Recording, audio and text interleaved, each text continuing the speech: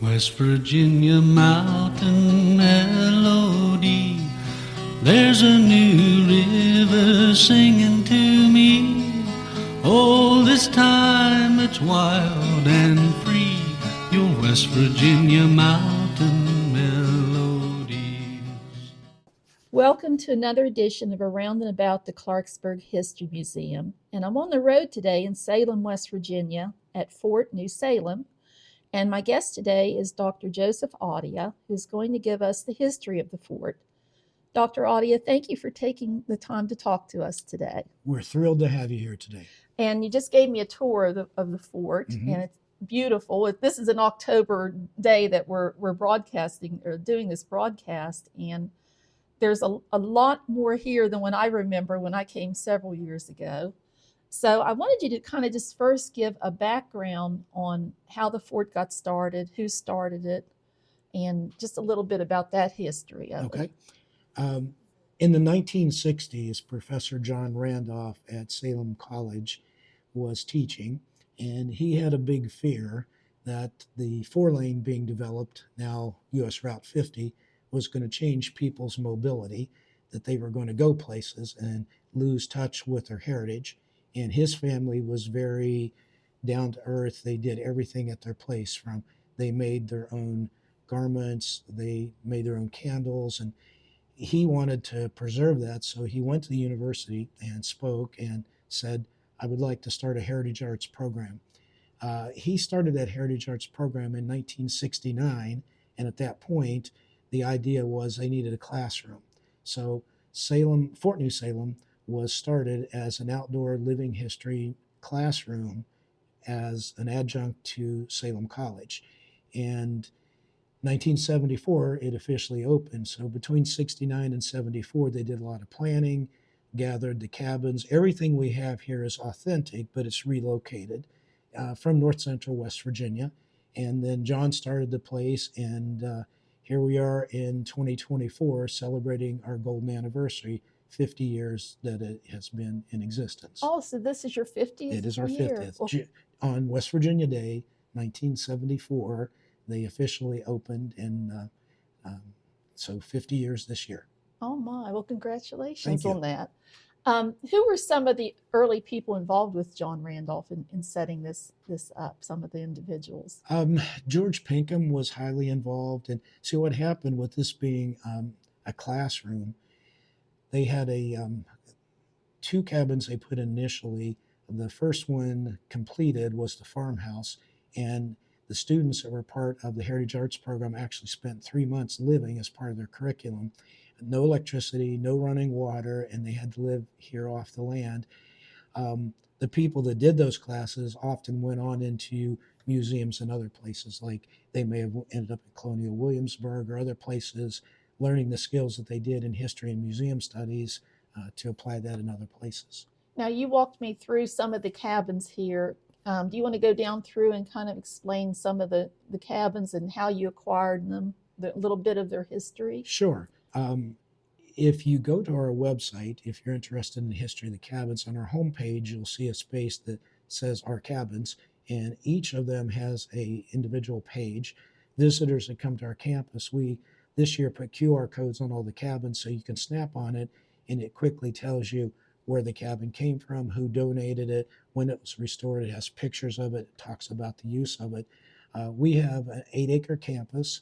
We've got 17 structures, log structures, 2 of which are being rehabbed, and one should be open later this year at our Spirit of Christmas event, and then the other, hopefully by spring of 2025, it will be open. Interesting cabins, like as an example, it's a real heartfelt story. At our Spirit of Christmas, if your visitors come out, we do 2 really special things that are unique. Every event we have has a little different flavor.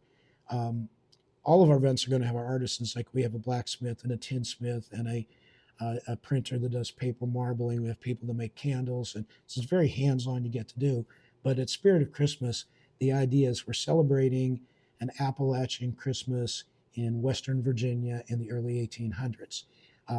We put a tree in our commons, and we light the commons with luminary bags.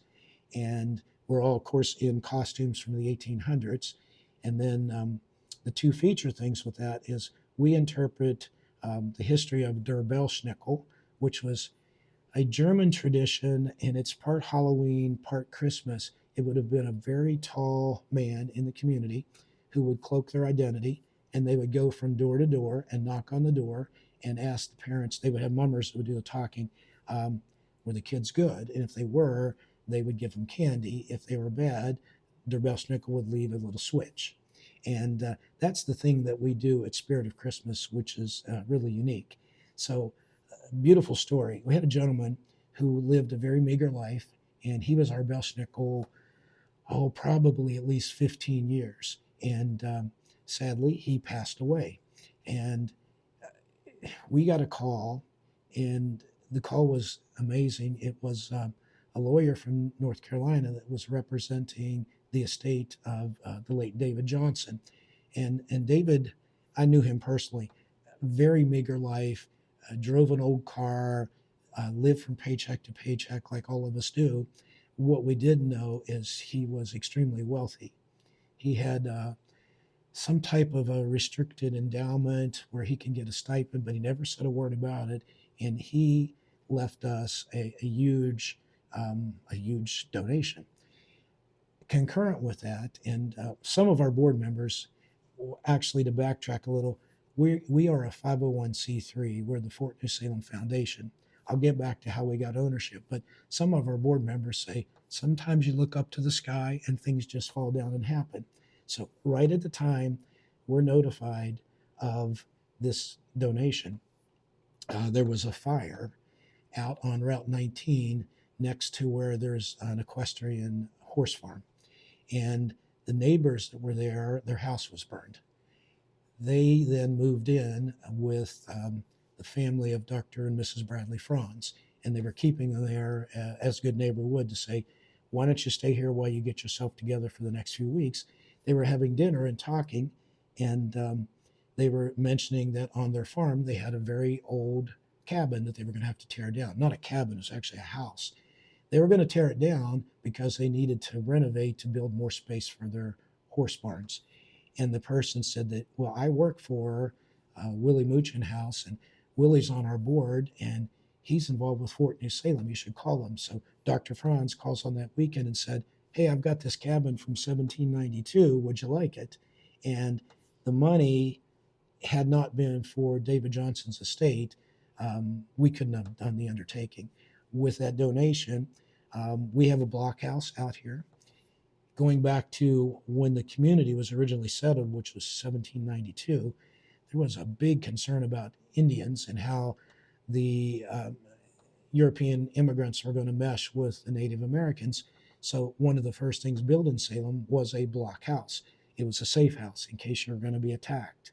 And they built it. And what was really cool is there was never any interaction in a negative manner. They never had to use the block house. So in this case, the block house was in downtown Salem, right near where the big turn is, where the Shop and Save grocery store is at. That block house was then a grain silo, and they put corn in it, which led to the rat infestation in New Salem, Virginia, which is what the community was called at the time, and they had to burn it down. So John Randolph had a blockhouse built. That blockhouse was, when we took it over, in disrepair.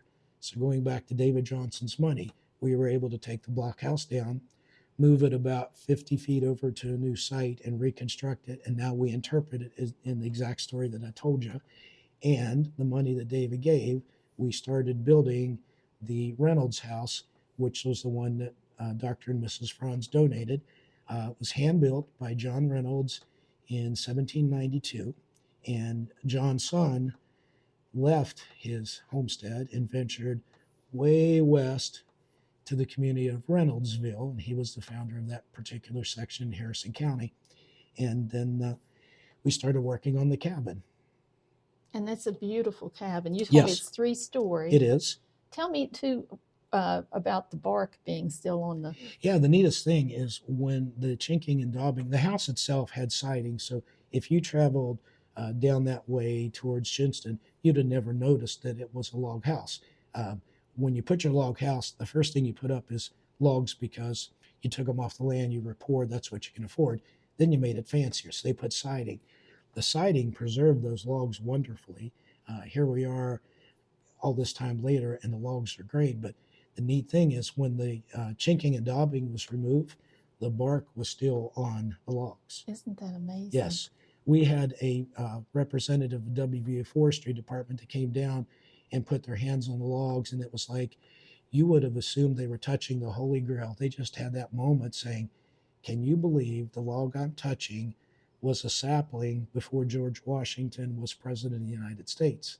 That's how old the logs are. And these logs were all probably the virgin timber. Yes. And they're huge. Yes. You'd never find logs like this today to make cabins. And the idea that somebody can hand you that, cut that down, and be able to lift it and manufacture that house. And to have survived all these centuries later. Yes. It's amazing. Yes. Yeah, it's when you first pull into the parking lot, there's the Reynolds house, and it's very impressive. I can't wait for it to be finished. And when visitors come in, once it's officially opened, that will be our visitor center and our gift shop and exhibit area. It will be climate controlled, because one of the issues we have, like today is a very cold morning. These cabins get really cold, so you have to be careful what you store in them.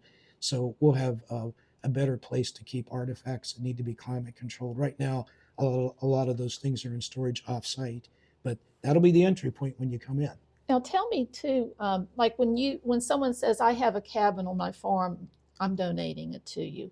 How is that process done? And then how do they disassemble that and make sure you get it built back the correct way? What do you do? Well, when John started the place, he went on local TV and was constantly saying, I'm building this classroom I want if you have a cabin. And that's how they got everything. Just to take a step back, the place was originally started by then Salem College, now Salem University.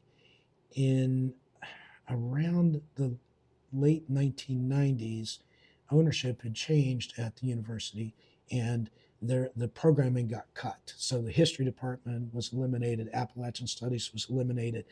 They continued to operate it as a museum, but continually underfunded it. At that time, the director, by the name of Carol Schweiker, came up with the idea that she needed some help to financially support the museum. So she created the Fort New Salem Task Force. She got 17 individuals from North Central West Virginia to come together with the idea, we're going to raise money to support programming at Fort New Salem. I was one of those original 17. Those 17 people then continually worked on things and morphed into what is now the Fort New Salem Foundation. And at a certain point, there was another changeover, and the ownership then had absolute no interest in running Fort New Salem. And this is not a reflection on the current administration of the university, because they're great partners. At that time, it was Salem International, and it was owned out of Singapore. And the people from Singapore looked up from a Google Earth perspective and said, wow, that is an 8-acre flat piece of land, which is hard to find in West Virginia. It's right next to the 4-lane. We should demolish the place and make it a shopping center. And fortunately, our foundation was there, and through some skillful negotiations at the time, Judge Jack Call was the chairperson, I was the vice chair. We would meet regularly with the administration, and we went from the concept of supporting it to the concept of renting it to the concept of owning it. And at that point, a defining moment happened that involved the Palmer Group out of Philadelphia purchasing the university, and they to this day are still the parent corporation, and they're great. And they looked at it and said, we're not going to demolish it, but we also don't have the money to go in and restore it. So they made a donation to us. We had to get a appraisal. Like if you're going to sell your house, you get an appraisal. We had to get a certified historic appraisal. There was significant cost, but for the cost of that appraisal, then because we were a 501c3, we were able to write them a receipt for that donation, and they basically gave it to us. That was around 2005. So this coming year, our foundation will have owned the place for 20 years. Now, since then, we've brought 3 cabins in. Getting back to your question about the process, somebody reaches out to us, like Dr. Franz. We go over, take a lot of pictures of the place, and then each log is tagged with a little metal piece and a nail to put into the log. And this is side 1, log 1, side 1, log 2, like that. And then you have to go and remove all the chinking and daubing and all the windows and all the doors to get it down just to the log. So you're basically reverse constructing it. And then you have to have the equipment, which, like in the case of the Reynolds house, Mr. Reynolds did that by hand and probably with levers and horses to lift things up. In our case, getting the equipment to be able to lift the logs, put it on a truck, bring it over here, stack it in a manner that it's not going to decay, and then rebuild it. How long did it take to rebuild the Reynolds house, as an example? Well, the Reynolds house was stopped by 2 processes, so it's been a lot longer. I would say on average, by the time you get it over, stack it up, and get it done, it's usually a 3 to 4 year process. This one's been more like 8 because we had the misfortune of the gentleman who was our contractor at the time being killed in a vehicular accident. So that stalled it. Then you had the pandemic, and at that point, we're doing nothing, just like everybody else. We were completely on hold. But I would say usually 3 to 4 years. Now, originally, to have built that cabin, how long would it have taken those settlers to have done that? And this is all by hand. Usually they would have built something small and then continually added on. So it wasn't uncommon to have like a small cabin and then a board and batten addition to it, and then addition on the other side as your family expanded, keep getting it bigger. That Reynolds cabin, I imagine it had to take a long time, because the first floor itself is approximately a little under 500 square feet. So if you think about that, 1792, a 500 square foot first floor, second floor, loft, they had 1,500 square foot of usable space. So they just want to try to get that first floor done before winter so that they could have a place for the winter. Yes. And then just keep adding on as Yes. time went by. Yep. Can you imagine, Dr. Audie, how hard that would have been, that with I suppose with a broad axe to cut, horses and whoever could help you man-wise? I mean, can you imagine? You would have to say that the settlers of this area were a lot more hardy and tough than we are today. Absolutely, yes, yes. And I think even to spend those cold winters, to try to just survive in something like that would be difficult, Yes. especially for women too, I Yes. think. So just as a background, who were some of the early settlers here in Salem area? Interesting story. The Seventh-day Baptist Church has been, and still to this day, a major part of Salem. In the 1700s, they were up in Rhode Island. And in Rhode Island, Martha, as a student of history, you learn that we often don't learn from our mistakes. We repeat them. You can look back at history and see what happened and say, oh, but then we go around and repeat it again. Yes. There's a lot of conflict between people, whether it's the color of a person's skin, whether it's the country they came from, their religion or lack of religion, their sexuality. We tend to clash. So in this case, it was a religious war that led to the founding of Salem, New Salem, Virginia. The Seventh-day Baptists, which are wonderful people, had trouble getting along in Rhode Island. So they were like others. You see this today. Somebody's in a state and says, I don't like what's going on in that state. I'm going to move to another part of the country, seeking. So they moved to Shrewsbury, New Jersey. And in Shrewsbury, New Jersey, they got into a conflict with a Methodist section of Christianity. Do you remember a time when we had Sunday blue laws here in West Virginia? Oh, yes. Yes. To your listeners, a Sunday blue law was a prohibition by the government for any retail on Sunday. The idea was Sunday was the Sabbath day for Christianity. So when you were worshiping, you were going to attend church, spend time with your family. But at that point, there were no movies, no retail stores. The only thing you could do, I believe, would have been like a hospital clinic, pharmacy, and the station, like to get fuel for your vehicle, but they couldn't sell anything else in it. So retail was totally prohibited. I talked with a gentleman, not to interrupt you, but I talked with a gentleman yesterday who had garden fresh markets, and they opened on a Sunday. They were going to arrest him. Yes. This was in the 70s. Yes. I think sometime in the mid 1980s, the state of West Virginia reversed that law. But in Shrewsbury, New Jersey, in the 1700s, what happened was the Seventh-day congregation, their Sabbath is Saturday. So by their church doctrine, they don't work on Saturday. The Methodist Sabbath was Sunday. So talking politics, but not talking politics. They went to town council, the Methodist, who had control of the council, and they passed an ordinance that said, you cannot work, nobody in the town can work on our Sunday Sabbath. So now, if you're Seventh day, your business or your farm, you could work it 5 days because town council blocked you on one day, your church doctrine blocked you on one day, but if you're Methodist, you could do 6. That led to friction, and again, a group of Seventh-day decided they would move.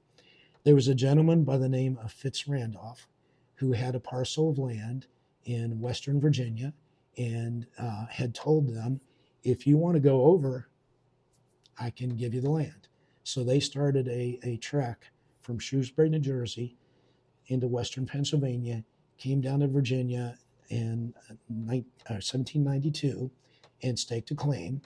And there's journals talking about their travels, like it's week number 1, this is where we're at, and the things they encountered and the hardship, because that was all horse and buggy, wagon trains. Terrible roads. No roads. No, No that's roads. true. Yeah, probably bridle paths. Yes.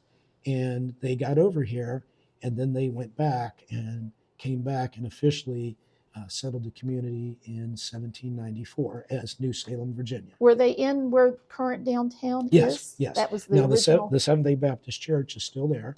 I believe it's the 3rd structure on the particular grounds, but that's the original grounds.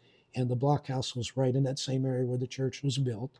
And we have a beautiful graveyard that's attached to the church. And there is a soldier buried there who was in the Revolutionary War in General Washington's group, and he is buried there. Did they have much trouble with the Native American? None that's been recorded. I believe there was a treaty signed involving the U.S. government purchasing a parcel of land from Western Virginia and Ohio from the Native Americans. And I don't know the facts enough to tell you every detail, but we have on a display inside the blockhouse showing what our government paid for this huge parcel of land. And you're talking, you couldn't even imagine the chunk of territory that they bought. It was a treaty.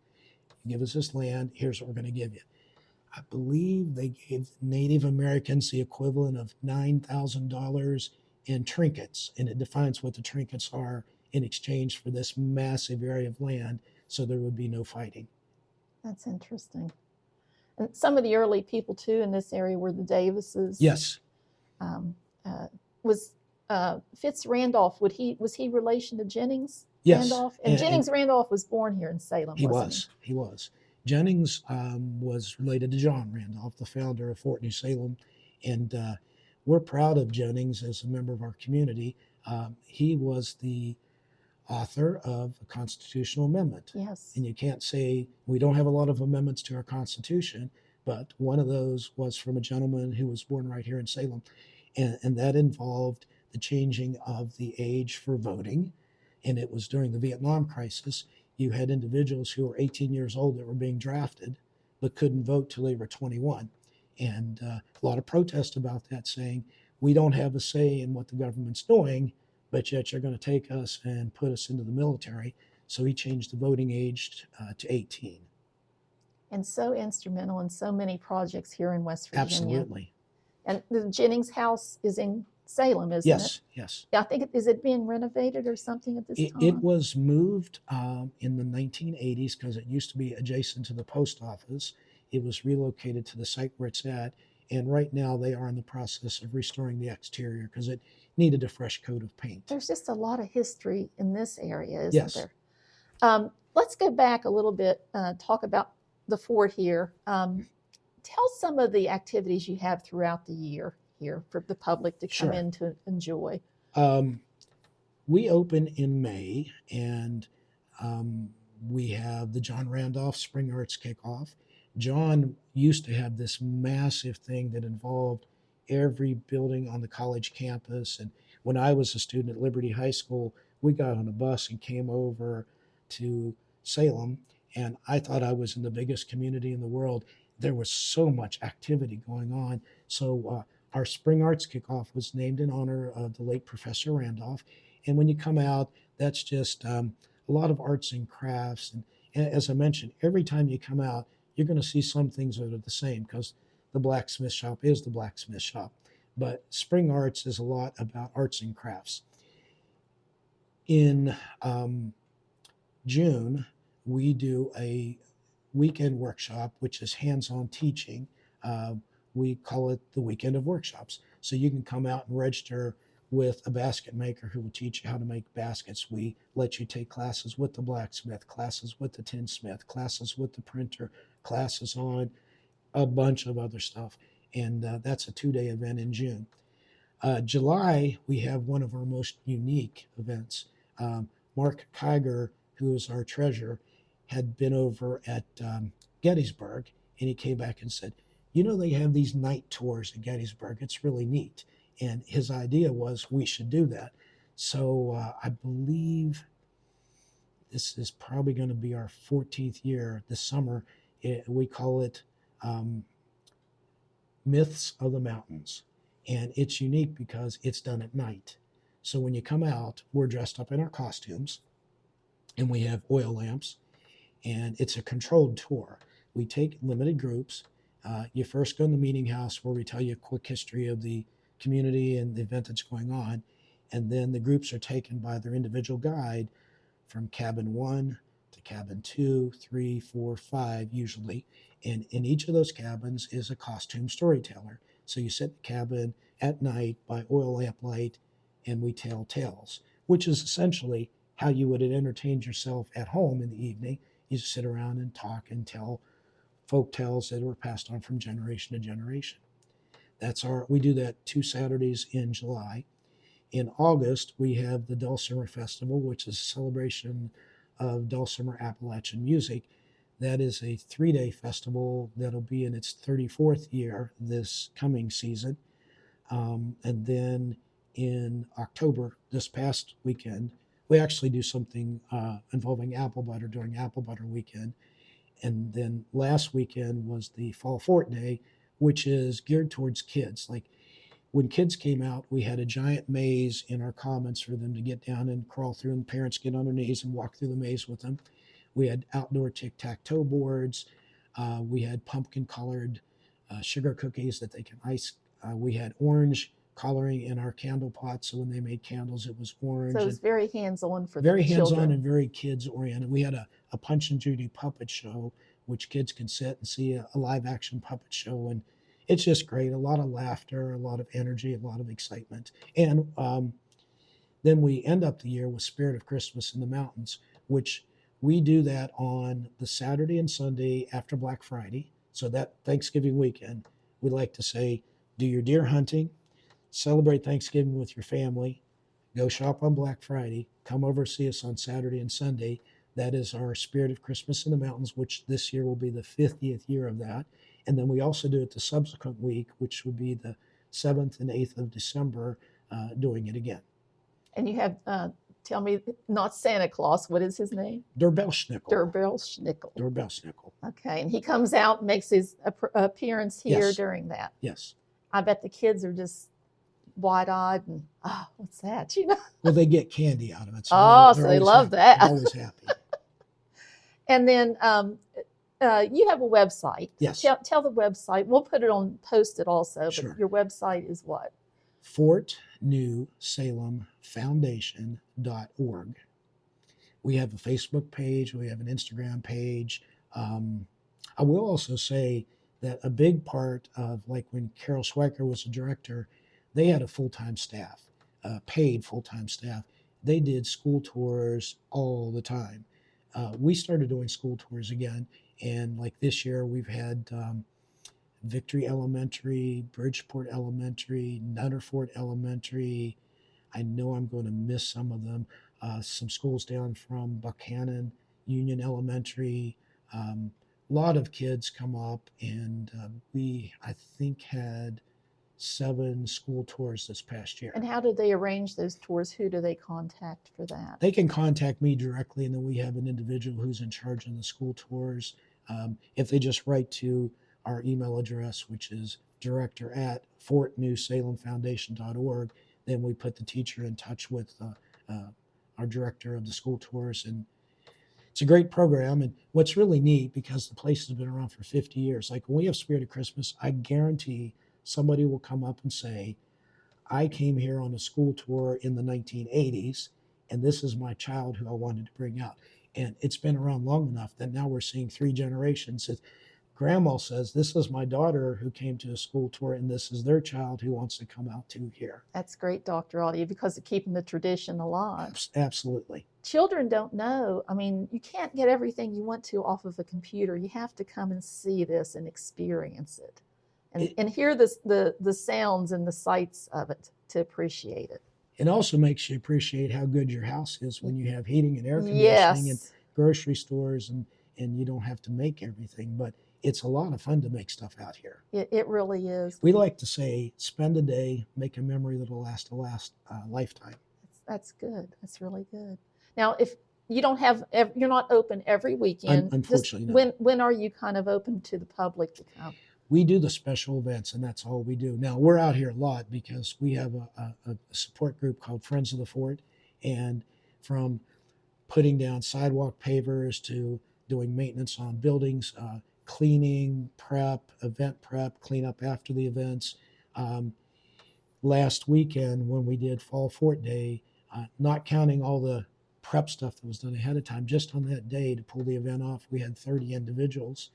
Spirit of Christmas, those 4 days, we typically have somewhere between 200 to 250 people that will have spent a day out here. Now, I'll count you 4 times. Like we count if you did Saturday as a volunteer, Sunday as a volunteer, Saturday as a volunteer, Sunday as a volunteer, that counts as 4. But that's how many people it takes to put on that production. And you're always looking for volunteers. Absolutely. One thing I didn't mention about Spirit of Christmas, just getting back to that, is we attract people for that from all over the United States. It's not uncommon. People from Virginia Beach, people from Pittsburgh, people from Erie, PA, people from Columbus, south of Charleston, that will come up, often staying in a hotel in north central West Virginia, coming up to this particular event. Our tree lighting, we have community choirs, like the Salem Seventh-day Baptist Church will be performing on Saturday the 30th. The Clarksburg Madrigals, who have been a great supporter of us, they will be here on Sunday the 1st. And then the Salem Baptist Church will be here the following Saturday. And I don't have the name yet, but we have an additional church that will be here on the final Sunday.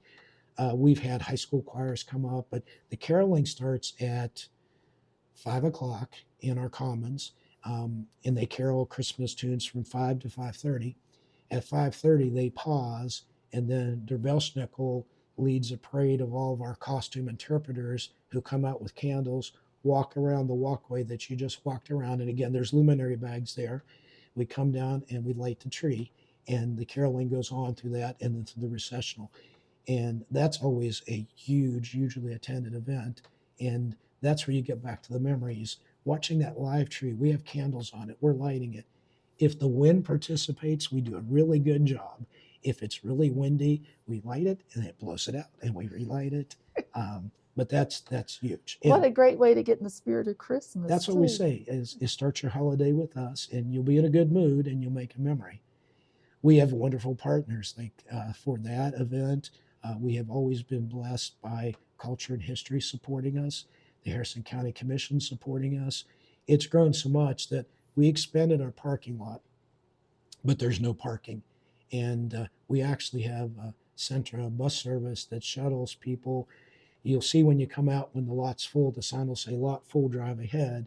You drive up to college campus, park on their parking lot, the Centra shuttles run you back and forth because there's no way we can house the vehicles to run that event. That might be a nice thing also for older folks to just grab the shuttle bus. Yes, it's a handicapped accessible shuttle. And unfortunately, when you have cabins like we do, we try to make them as barrier free as possible, but it's impossible for them to be handicapped accessible. Tell you for a moment about one of our 2 new cabins that we're working on. That's the Bennett cabin. And the Bennett cabin was built by Mr. Bennett, who came from Philadelphia. We're getting the background on him. It's been moved twice. It was up on near Dola, near the Dola Dairy Mart, and Becky and David Ray own the Dola Dairy Mart. They bought this property next door and started tearing down this big farmhouse, and they got to a point and realized there was a cabin inside it. They contacted us and donated it, and it's been about a 3-year process, and I'm crossing my fingers in hopes that we will actually have it open as our wood shop during the grand opening sometime during Spirit of Christmas this year. Oh, I hope so. Do you have room to fit more cabins here? Our campus is really tight. I'm going to say no. If somebody were wanting to donate, we might be more interested in looking at the wood. We walked by the Green Tree Tavern. The Green Tree Tavern is really neat because it was from the Saltwell exit on I-79 in Harrison County. When Interstate 79 was being built, they had to move it. And in the process of Professor Randolph looking for places, he got an agreement with I believe the Army Corps of Engineers, and they did a training exercise where they brought their equipment, lifted the logs, trucked it over here, and it was built. You may remember it when you were here years ago. It was a beautiful fireplace. Yes. They did food service out of it. There was a kitchen attached to it. Well, when we took it over in 2005, there were a lot of cabins that just were not savable, so some of the structures had to be taken down. All the adjacent stuff to the Green Tree Tavern was in really bad condition, so we took it down. We used the Green Tree up to 8 years ago, and at that time we had to shut it down because the logs were decaying. It's one of the things with cabins. The bottom seal logs are down around the ground. They get moisture that rots the wood. They decay. So that's a huge structure. It is a full 3-story one, and the cost was always prohibitive to try to do. So as we wrap up doing Reynolds and the Bennett cabin, we have decided that it's now or never. Either we're going to fix the Green Tree Tavern or we're going to lose the Green Tree Tavern. The plan is that we started a campaign called Preserve Appalachia. We have a GoFundMe account there. We started with the goal of raising $160,000. And because we're a nonprofit, we can't spend what we don't have. So for us to do it, we have to have the money. Right now, I'm pleased to say, and we started this back in May, we have raised $16,000 of that $160,000. And we have commitments from businesses in North Central West Virginia that have visited or will be visiting and looking at the tavern with the intent of helping us raise the money to restore it. That'll be a huge project, and I'll tell your listeners, it won't be done in a day. Once we get the money, again, that cabin will be taken apart. It's unique because the logs are double notched, and I don't know the architectural name for it, but you can't just separate the space and replace a bad log. To get to one log, you have to lift separation on 3 sides. So everything that gets done there, the first thing we'll be doing is stabilizing the cabin so that the logs won't continue to roll outward. And then once it's stable, removing all the chinking and daubing the windows and the doors, and then going underneath with jacks and lifting the cabin up enough to build a better foundation underneath of the existing cabin, and then going through and opening up 3 sides of the cabin to remove a log, to replace a log. It'll be a process. It'll be several years, but thrilled to say we're in the early stages of raising funds to be able to save that structure. And the community is so involved in this Fort New Salem also, which is wonderful that you have that. Tell too about the master gardeners. You mentioned that. Yeah, we're blessed with volunteers. The master gardeners, which is an extension of WVU CEOs, they come out on a regular basis and take care of our gardens. And we have 2 beautiful gardens. We have an apothecary shop, which was the drugstore. The apothecary shop would have herbals. For example, they would grow aloe. Aloe, if you had a sunburn, you can put on your skin. They grow mullein, which would have been used if you had upper respiratory congestion, sort of like Vicks, where you could put it in a pot, make a vapor, bring it in your lungs to clear your lungs of mucus. They grow a lot of things. So the master gardeners comes out and they plant these things that we can harvest, and they will come out during our events and interpret that. So if you come out, they will tell you about herbs in colonial times. They also do the dye garden. Right now, we only have 2 looms, and neither of them are at the point where we do much other than you can see them. Our weaver's cabin, which is where the looms would have been, is our temporary gift shop. So most of our looms are in storage off-site. Next to the weaver's garden, or the weaver's cabin, is the dye garden, DYE garden. And the master gardeners comes out. Everything that was planted there was planted to extract a color so you can make a garment if you wanted something red, if you wanted something yellow. Neat little story. We had some people that were shearing some alpaca and said, we have some wool we'd like to donate to you. So we got massive, large bags of alpaca wool. One of our volunteers took it up to a mill in Pennsylvania, who then took that and made it into what we can use. And then she personally put it on her spinning wheel and spun the yarn. And then she and her husband handmade some shawls. But to take it back a step, she took stuff from the dye garden. And if you came out here, she had a pot in the sun with the water, with the strands of garment that she was going to then sew, basically the yarn, to dye it. So when you come out in our gift shop, we have those items for sale. Then you can say, this was 100% made here. The alpaca was donated to us, and the wool was spun into yarn, and then it was hand woven here. And oh, what a tremendous Christmas gift that would yes, be. and it's a beautiful item. You know, too. and I don't think people realize too, you see the pictures of these early settlers, black and white, but they were very colorful clothing that they had back then. The richer you were too. Yes, yeah. But that would be fascinating to see about the dyeing. I've never seen that before, so that would be. We're hopeful. We've done a lot of cleanup this year with getting the front of our campus. The past 2 years, I would say, we had some temporary stocks. People love those. You come out, you put your hands and your head in it. We got a sign that says you're a gossip or you're a witch. It's a beautiful photo op. We made them permanent. We put a patio up there. We made a permanent flagpole. We've got a beautiful sign, was commemorating Frontiers to Mountaineers. We reconditioned it. It's up in the front. And of course, the wood shop and the Reynolds and a new fence up in there. So when you come out, like you said, you drive up, it's not what you would have seen 2 years ago. Yeah. The whole front is absolutely different.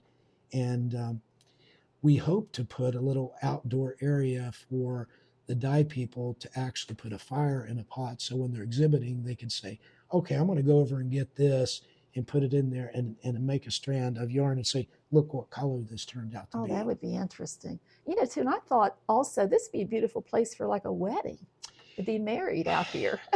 It's gorgeous. We get a lot of requests for rentals. Unfortunately, the capacity, because I'm a volunteer, our board is 100% volunteers, our friends are 100% volunteers. It is hard to be able to pull something off like that. We would like to get to the space of doing weddings. Probably by summer of 25, we will have a small pavilion on the back end of our campus. Adjacent to that pavilion, we're building a beehive oven, which a beehive oven, considering these cabins, you had to cook in them and live in them. It would be great to bake in the wintertime because you would get heat, do your cooking in the wintertime. But boy, when it was summer, you sure wouldn't want to cook inside because no air conditioning back then. So you often had a summer kitchen, which could have been a completely separate building, insulated from the cabin that you would, or a beehive oven.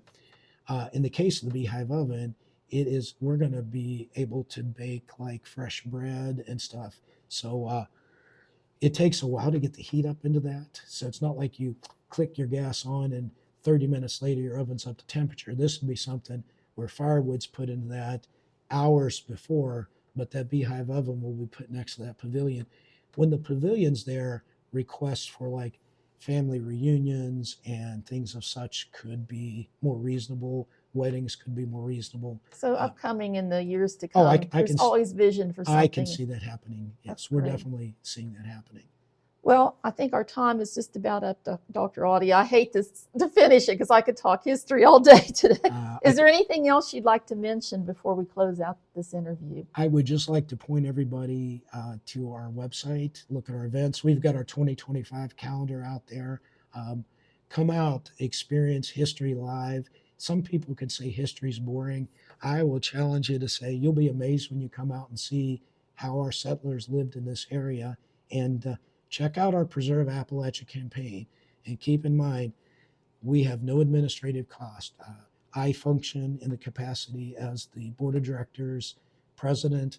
I am the executive director of the facility, but my pay for it is the pleasure that I get in my heart.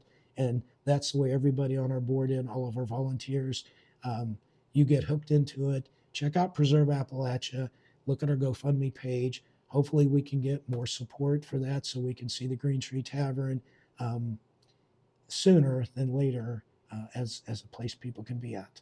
That's wonderful summing that up, because that's exactly how I feel about the Clarksburg History Museum. I enjoy coming in there every day, and you learn something every day that you didn't know before. Tell you this, we got a phone call this week from a lady from North Carolina. She was visiting her great uncle who just turned 100 years old, and he's going through some dementia, but he's lucid enough that he tells stories, and you'll never guess in the 1940s where he lived. Where? In the Reynolds house when it was over on 19. Really? He's got pictures. She's been having him tell stories. She's been writing him into a journal. And on his bucket list, he wants to be able to walk inside. So he was supposed to come out last weekend. He wasn't in a good enough condition to, but we hope to get him out, see him in there where he can say, wow, nearly 80 years ago, I was inside this cabin. This is where this where my family lived. Well, when that happens, would you take a photo and send it to us? And Absolutely. We'll put it on this podcast. Amazing. I hope it happens. That's the kind of stories we love. It's been a pleasure hosting you. Thank you so much. I hope to see you back. I'll be back. I'll be back. Thank you so much for talking to us today. You. And I finish off everything by saying, make each day count, because you are making history today. So thank you very much, Dr. Audio, and thank you, listeners. Have a good day.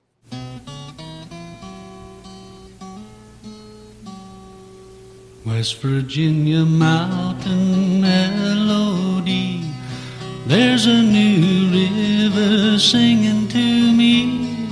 Oh, this time it's wild and free, your West Virginia mountain